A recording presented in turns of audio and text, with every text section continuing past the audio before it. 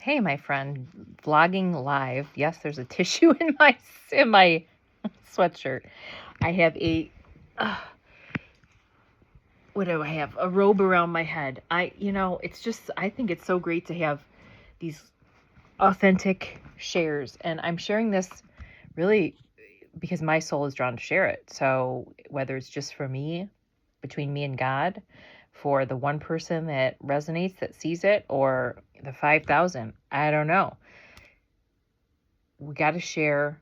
It was 3 3 as I said that. I love the number confirmations. I mean, we're always getting talked to by the divine, like literally every second, because the core of this beingness. I was going to lie and do a yoga nidra nap, but I have so much moving through my mind, and I trust that whatever's coming up right now, well, whatever's coming up always is coming up for a reason, and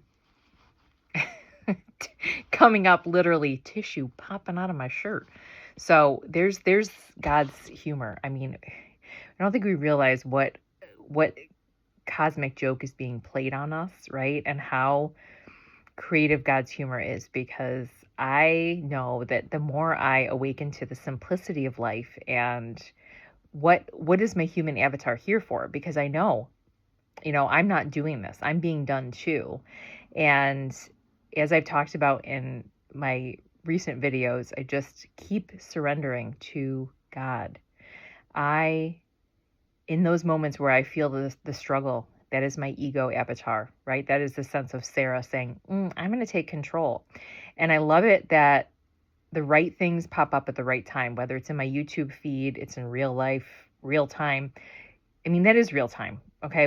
Nothing is separate, but there's a person on the street, a friend or family member even that says something, a song, pops up, whether it's on the radio or, in our whatever platform we're listening to music on. It's always exactly what we need when we need it, right? When are we going to stop questioning that? So this guy popped up on my YouTube feed. I was leaving my cat sit last night and feeling, there's just been this place. I've just been in this place of questioning, like, what is this for? Why am I sharing what I'm sharing? What is this all leading to? And it's not, that's what the ego thinks. It's leading somewhere. I'm seeing the candle flickering right here. It's leading us constantly back to the moment, back to our remembrance, our soul having this human experience, God living itself through us. Okay. This is it. That's it. And that's why before my sister passed away in 2000, she had read Ram Dass, Be Here Now. And it was no coincidence that I ended up living in the Ram Dass community at Lama Foundation. I don't know, it was 2007 or 8, years after she passed, but time is an illusion. And, life brought me there. It was supposed to be just a 5-month stint. No, actually, I was supposed to be there for only 2 months. I worked as a summer steward, so I was volunteering my time, living in a tent. And I had this intuition before I went that I was going to meet a man. I was open to relationship at the time.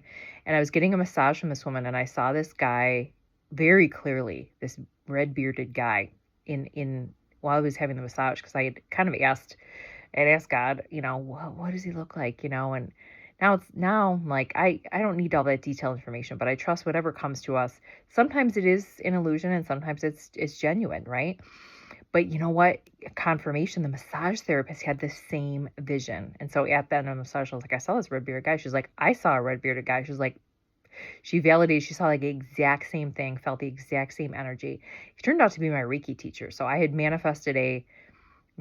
haha, see, we got to be careful with that term.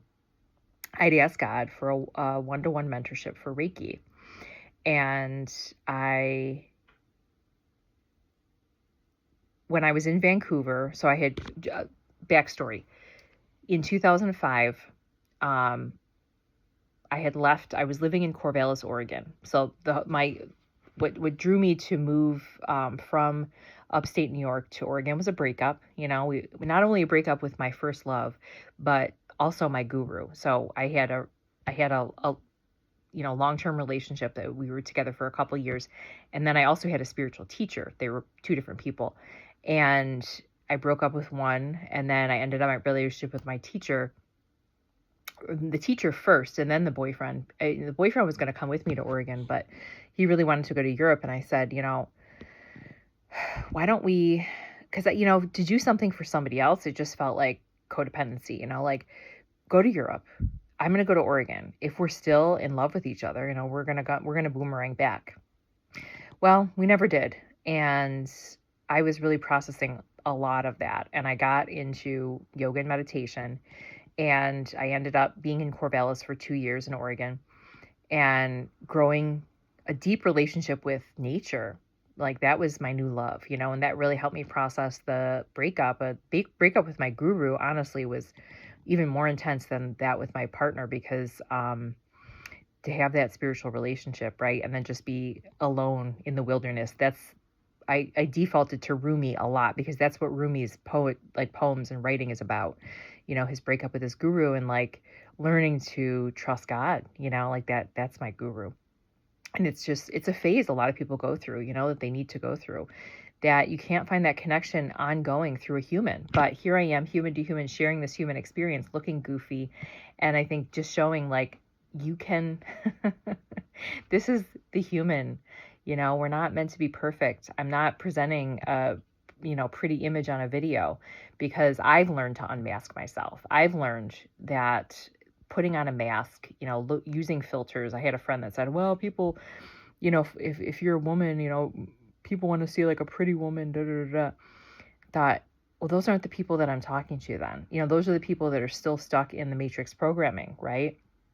Because if you're looking for an image, then, and oftentimes when I watch a video, I'm listening. I'm not like focusing on the person as much, but I do find that I trust people more when they're really authentic. Like they're in their pajamas, like they're, wearing a shawl on their head, whatever. Actually, it's a rope. They have a tissue popping out of their shirt. And I always put essential oils on it, by the way. So I guess the point I was guided to make with this share is there is no end point, that we are really here to experience the moment, and once we really fully do that, and it has to happen like continually. It's like a reprogramming thing. It's like, oh, I'm just here to be here now. We get guidance, we get guided to lie down in bed, record a video. I thought, I was going to just lie here to take a yoga nap. Post it. I don't know what's happening after that, but I do know that I'm comfortable not knowing, right? So back to my story about the red bearded guy. It's like I had this premonition that I was going to meet this person, and then I met him, and I was really thrown off when I saw him, because I didn't ask for, I wanted a Reiki teacher. Like that was my focus. And he was practicing Reiki on the deck at Lama Foundation, right? So I came for 2 months, and we were having a silent retreat, so we couldn't talk, and he was offering sessions, he had a massage table. And I went up to ask him, and he was like writing back. We were writing back and forth. Then he finally said, do you want to walk up the hill? We can go talk. So we broke the silence. Oops, broke a rule. And he offered to be my teacher. He said, basically exactly what I prayed for. Like I'm not even going to say manifested, because it was like in that phase of my life, I was focused on the new agey manifesting, and I'm in control. You're not in control. Don't pay anybody for a course. Anybody who says they're going to teach you the truth doesn't know the truth. It's like those who, what is that saying? Those who speak do not know. Not going to quote it verbatim, right? Those who know do not speak. Because when you tap into the higher truths, really there are no words. But my relationship with him started as teacher-student, and then ironically enough, when he attuned me to Reiki mastership, and it was a really powerful process to have a one-to-one in the second chakra, because it works through your chakras, for 72 hours each chakra. We were on this Native American land, really potent energy, fresh spring water, like right by a mountain spring, right outside of Taos, New Mexico. Second chakra, sacral, right? Intimacy. It's not all about sexual energy as far as connecting with another human, but like with yourself first, like that personal identity. But that's when he and I got together romantically. So, I just thought it was kind of ironic, that second chakra. And he had a house, so he had been a resident in the community, and I was living in a tent, and there were bears, and there were nights where there was like thunder and it was like shaking the ground, and I was like, oh. So I ended up moving in with him rather quickly, and I became a resident. So I ended up that, summer stay turned into me being there for 6+ months as a resident. We didn't Our relationship did not last beyond 6 months, but it was a really, really powerful activation. I think I can speak for myself, not for him, but assuming if I had a powerful activation, he did as well. And that's when I actually had a vision of having my daughter. And he admitted when we actually got engaged, like at that point in our relationship, we got to talking about, what mattered to us, that family was a trigger for him. Like he didn't want kids. I thought, well, this is not going to align. No, our values are not aligned. And why do I have this vision of this daughter that just came to me when I was living in this house and I was practicing yoga one day? There was also a bluebird. I was by myself. He wasn't there. There was a bluebird literally would fly in front of our window and just like, how they have eyes on the side of their head, flap its wings and like stare directly at me. Now it's like, it was not a regular bird. I actually put stuff out there thinking it's hungry. I looked for a nest. It was definitely a spirit talking to me. And my sister, who passed away in 2000, Rebecca, bluebird has been a bird that has come up, like spiritually. When I think about her, I think of Snow White when I think of her, because she always played the Disney female lead, right? And if Cinderella, Snow White, how they all talk to birds and animals. If she had a bird that would be her soul bird, signature bird, it would be a bluebird.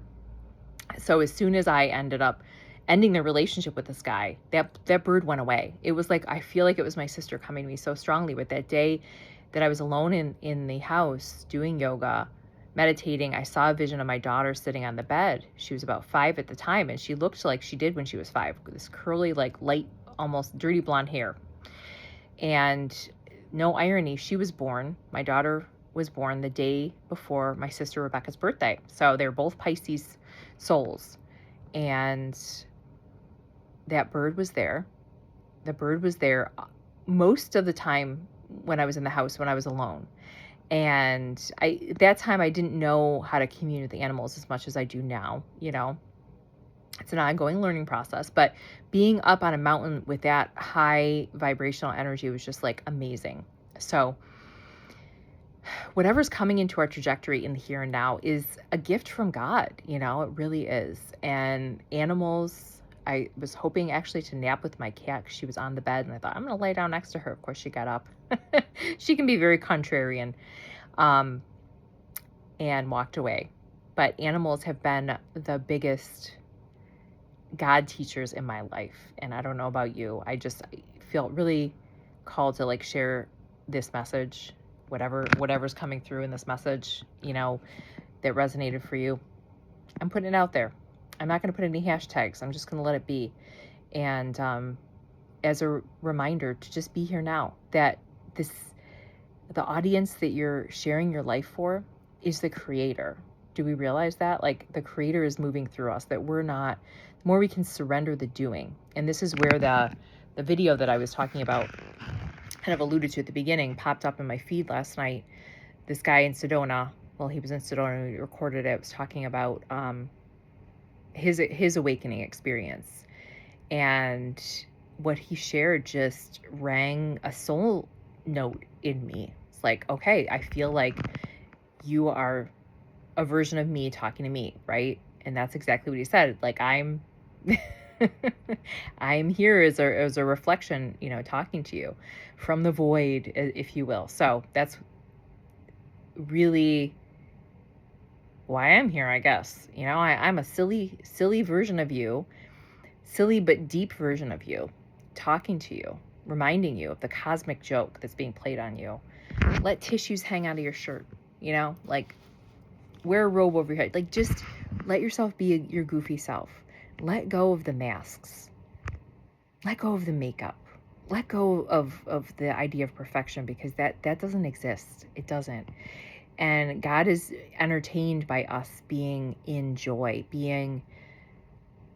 experiencing the moment for its richness. So when I was in that Ram Dass community, that's where Ram Dass wrote Be Here Now. The community was nothing like Ram Dass, let me tell you that. That when his energy was there, it was like he couldn't give people enlightenment, you know.